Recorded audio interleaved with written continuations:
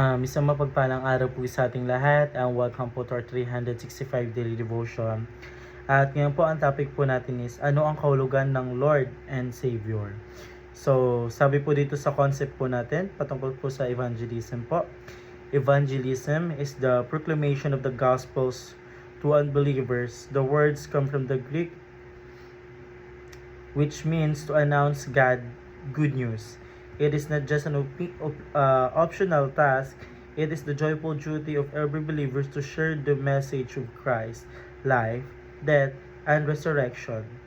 To the world of desperate need of salvation, the main goal of the evangelism is to submit the nation under the lordship of Christ.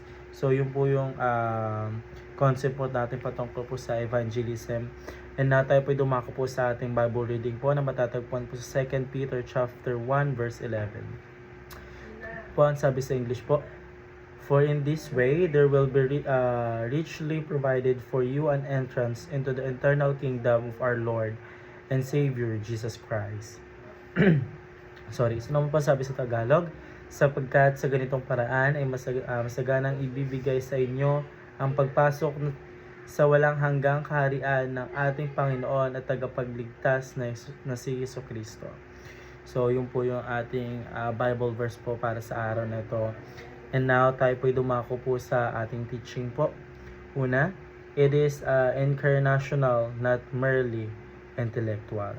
So, ang ibig sabihin po, ang pagbabahagi ng ebanghelyo ng ating Panginoon Diyos ay hindi lang po tungkol sa kaalaman o tamang doktrina na alam po natin. So, dapat itong isabuhay at kapag sinabuhay po natin ay ang pagiging isang Kristiyano ay dapat din po maging representayo ng mensahe ni Kristo. So, kapag sinabuhay po natin yung si Panginoon Diyos po, dapat maging isang representado po tayo para po sa mensahe ng ating Panginoon Diyos. Tulad ng pagparito ni Jesucristo sa laman. So, yung pag sinabi po laman, ito po yung incarnation po.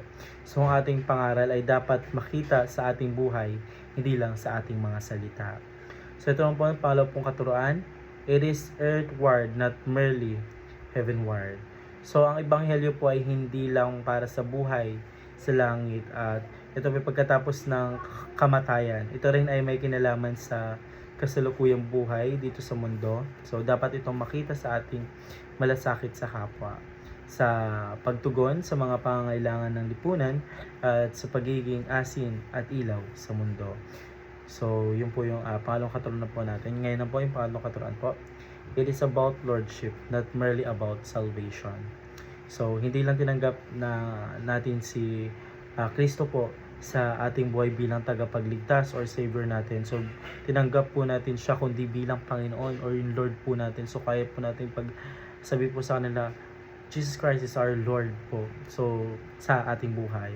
So, ang tunay na ebanghelyo po ay tumatawag sa pagsuko at pagsunod sa Kanya. Hindi lang sa pagtanggap ng kaligtasan, ang pamumuhay na may pagpapasakop sa Kanyang pamumuno ay bahagi ng tunay na pananampalataya.